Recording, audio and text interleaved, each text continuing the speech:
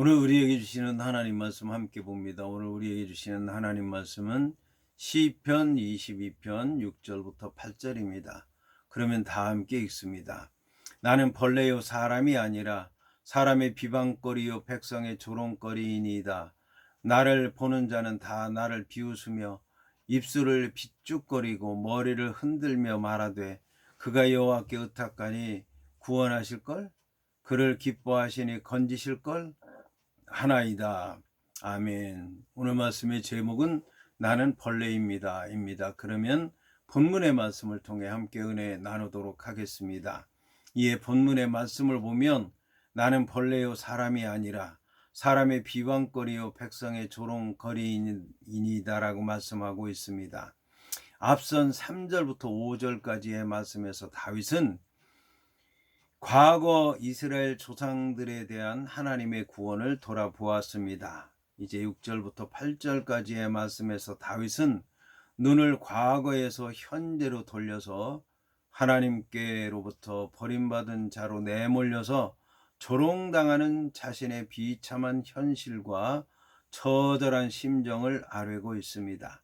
특히 본문에서는 여러 가지 일들을 쭉 나열해 놓는 열거법을 사용해서 자신이 얼마나 비참한 상태에 있는가를 잘 말해주고 있습니다. 하나님의 잠잠함에 대해서 신앙적으로 하나님께 부르짖은 다윗이 이제는 인간들로부터 받은 수치를 호소하고 있는 것입니다. 여기서 나는 벌레요 사람이 아니다라고 한 것은 인간으로서의 모든 존귀함이 짓밟히고 있기 때문에 다윗은 자신을 벌레에다 비유한 것입니다. 여기서 벌레에 해당하는 톨라라고 하는 말은 인간의 모든 존엄성을 잃어버리고 죽음의 직전에 몰리게 됐다라고 하는 것을 얘기하는 것입니다.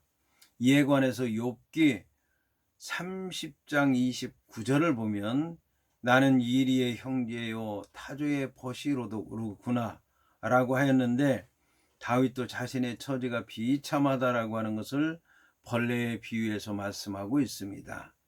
그러나 다윗은 욥보다 자신을 더욱더 비하시켜서 구더기에 비유한 것입니다.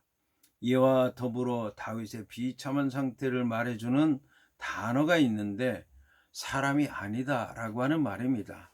히브리어로는 로 이쉬라고 하는 말인데 사람이 아니다라고 하는 말입니다. 이 말은 인간의 모든 존엄성과 가치를 잃어버린 상태를 표현하는 것으로서 나는 벌레라고 하는 표현에 나온 것처럼 다윗의 비참한 상황을 보다 분명하게 말해주고 있습니다.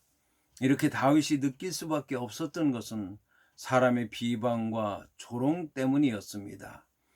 그런데 다윗을 향한 비방과 조롱은 단순한 것이 아니었습니다. 본문에 사람의 비방거리요 백성의 조롱거리이니다 라고 한 것을 보면 사람들이 다윗 앞에서 비방하고 조롱만 한 것이 아니라 자기들끼리도 다윗에 관한 일에 대해서 재미로 삼고 있었다라고 하는 것을 알 수가 있습니다. 본문에 사람으로 번역된 아담이라고 하는 말은 보편적인 사람을 말하는 것이고 백성으로 번역된 암이라고 하는 것은 자신의 동족 같은 민족을 가리키는 말입니다. 여기서 회방거리에 해당하는 헤르파라고 하는 말은 책망, 경멸, 비난, 조롱 같은 온갖 종류의 비방과 비웃음과 조롱을 가리키는 말입니다. 본문의 조롱거리이니다라고 하는 말에 빠자라고 하는 말은 발로 짓밟는다, 하찮게 취급한다, 업신여긴다라고 하는 뜻으로서 사람들로부터 당하는 여러 가지 굴욕적인 일들을 가리킵니다. 그러나 이러한 인간적인 모멸감을 몹시 괴로워하지만 다윗은 여기에 머무르지 않고 시련과 역경 속에서 조상들을 구원해 주셨을 뿐만 아니라 자기의 구원도 이루어 주실 하나님께 부르짖음으로 하나님께 나아가고 있는 것입니다. 이처럼 다윗 자신이 당하는 인간적인 모멸감을 하나님께 아뢰는 것은 단순히 현재의 상황을 아뢰는 것으로 그치는 것이 아니라 이러한 비극적인 상황을 극복하고 하나님께로 더 가까이 나아가고 있다고 하는 것을 얘기하는 것입니다. 이러한 다윗의 고백은 메시아의 예언시, 특히 메시아의 고난의 장면을 예언한 시로서 신약 성경에 나타난다고 하는 점에서 본문은 다윗 자신이 겪은 수치와 고난의 기초에서 먼 미래에 있을 메시아의 순환의 장면을 구체적으로 예언한 것이라고 할 수가 있을 것입니다. 따라서 본문의 표현은 다윗의 체험을 뛰어넘어서 보다 직접적으로 다윗의 후손으로 오실 예수 그리스도께서 이 땅에서 사람들로부터 극심한 조롱과 고난을 받으실 것을 예언한 것이라고 할 수 있을 것입니다. 실제로 예수 그리스도께서는 유대인들과 이방인들 할 것 없이 모든 사람들에게 차마 사람으로서는 당할 수 없는 온갖 멸시와 굴욕을 당하셔야만 했습니다. 그야말로 메시아인 그리스도께서는 본 시에서 예언하는 것처럼 유대인들, 이방인들 할 것 없이 모든 사람들로부터 침뱉음을 당하고 저주를 받고 조롱을 당해야 했으며 예수 그리스도를 따랐던 제자들로부터도 배신당하고 부인당하는 것과 같은 벌레보다 못한 취급을 받으셔야만 했던 것입니다. 이어서 본문은 나를 보는 자는 다 나를 비웃으며 입술을 비죽거리고 머리를 흔들며 말한다라고 말씀하고 있습니다. 본문에서는 곤경 속에서 주변 사람들로부터 당하는 수모를 구체적으로 나열하고 있습니다. 여기서 다윗은 먼저 많은 사람들이 자신을 비웃고 있다는 것을 고백하고 있습니다. 여기서 비웃도다 라고 하는 말에 해당하는 라그라고 하는 말은 야만적으로 말한다, 조롱한다, 비웃는다라고 하는 뜻을 갖고 있습니다. 그런데 본문에 비죽거리다라고 하는 말에 해당하는 파타르라고 하는 말은 쪼갠다, 가른다, 연다라고 하는 뜻이지만 본문에서는 입을 넓게 연다라고 하는 뜻으로서 입에서 나오는 말을 아무렇게나 짓거리는, 입술을 벌려 조롱한다는 뜻을 지니고 있습니다. 이 단어는 입술을 크게 열고 혀를 내밀고 비아냥거리는 행위를 나타내기 위해서 사용됐습니다. 본문의 머리를 흔들다라고 하는 말은 조롱하는 몸짓을 얘기하는 겁니다. 여기서 흔든다고 하는 뜻으로 번역된 누아라고 하는 말은 이리저리 움직인다, 동요한다라고 하는 뜻을 지니고 있습니다. 이것이 본문에서와 같이 머리에 해당하는 롯이라고 하는 말과 함께 사용되면 상대방을 철저히 경멸하거나 완전히 무시하는 몸짓을 나타내는 뜻이 됩니다. 이러한 조롱의 몸짓은 십자가에서 못 박히신 예수 그리스도를 조롱했던 무리들에게서도 찾아볼 수 있습니다.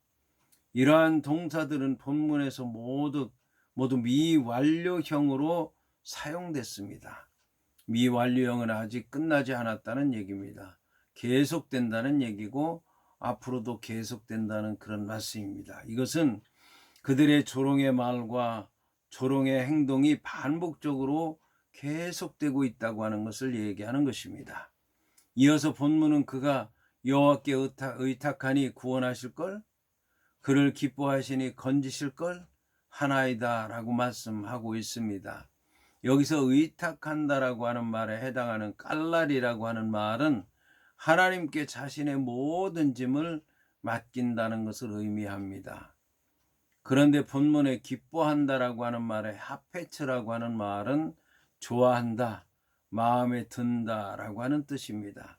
본문에 건진다라고 하는 말에 해당하는 나찰이라고 하는 말은 위험에서 구해낸다, 회복시킨다라고 하는 뜻입니다. 이러한 단어들을 생각해서 본문을 다시 번역하면 너 자신을 여호와께 맡겨라, 주께서 너를 기뻐하시니 주께서 너를 건지시며 너를 구출해 내실 것이다 라고 하는 뜻입니다. 이러한 표현은 믿음의 표현입니다. 하지만 악인들은 이러한 표현을 다윗을 조롱하기 위한 표현으로 사용했습니다. 그렇기 때문에 이 말의 의미는 다윗이 자신의 처지를 여호와께 맡긴다고 할지라도 소용이 없을 것이라고 하는 말입니다. 그런데 이 말을 하는 사람들은 모두가 하나님을 믿지 않는 사람들이 아니라 하나님을 믿는 사람들이었다라고 하는 것입니다. 그런데도 불구하고 다윗을 조롱한 것은 자신들은 믿음이 있고 다윗은 믿음이 없다고 생각을 했기 때문입니다. 이처럼 악한 사람들은 자신들 안에 믿음을 가지고 있는 것처럼 말하고 있지만 믿음이 없는 것입니다. 이렇게 믿음이 없는데도 믿음이 있는 것처럼 얘기를 하고 있기 때문에 이것이 다윗을 조롱한 것이었고, 이 얘기를 듣고 다윗은 당황할 수밖에 없게 되었고, 그들을 대적하기보다는 차라리 여호와 하나님 앞에 이 모든 실상을 고백하고 저들이 조롱하는 그 조롱이 저들에게 돌아가고, 그리고 자신을 구원해 달라고 하나님 앞에 간절히 기도하는 것입니다. 이러한 조롱의 얘기가 시대를 더해가면서 점점 더 더해가고 있다고 하는 것을 알 수가 있습니다. 그들을 대적하기보다는 여호와 하나님 앞에 나아가서 다윗이 부르짖고 실상을 고백하고 구원을 요청했던 것처럼 우리도 그러한 믿음의 자세로 살아야 될 줄로 믿습니다.